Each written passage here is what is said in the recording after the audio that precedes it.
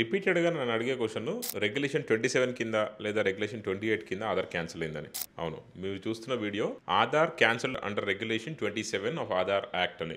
అంటే ఆధార్ రెగ్యులేషన్ 27 అంటే ఏంటి? యాక్ట్‌లో ఏముంది అనేది పక్కన పెడితే ఈ రెగ్యులేషన్ 27 ఎందుకు వస్తది? ఆధార్ కార్డ్ ఎందుకు క్యాన్సిల్ అయితది అంటే ఒక్కసారి రెగ్యులేషన్ 27 కింద క్యాన్సిల్ అయినటువంటి ఆధార్ కార్డ్ రీయాక్టివేట్ అవ్వదు. మీరు దానికోసం ఆధార్ సెంటర్‌కి వెళ్లి అప్డేట్ చేసుకోవడం, బయోమెట్రిక్ అప్డేట్ చేయడం ఇవన్నీ టైం వేస్ట్.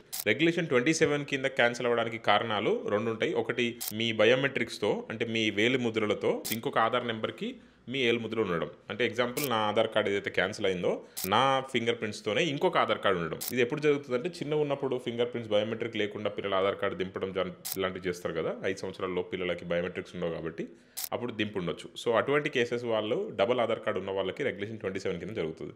ఇంకొక కేసు కూడా ఏంటంటే అసలు సెంట్రల్ డాటాలో సిఐడిఆర్లో అసలు వీళ్ళ బయోమెట్రిక్సే సరిగా లేకపోవడం లేదా పూర్తి బయోమెట్రిక్స్ క్యాప్చర్ కాకపోవడం. అంటే తండ్రి ప్లేస్లో కొడుకు పెట్టడం, కొడుకు ప్లేస్లో తండ్రి పెట్టడం లాంటివి ఉంటాయి కదా. సో ఇటువంటి కేసులో అన్ని కూడా రెగ్యులేషన్ 27 కింద క్యాన్సిల్ అవుతాయి.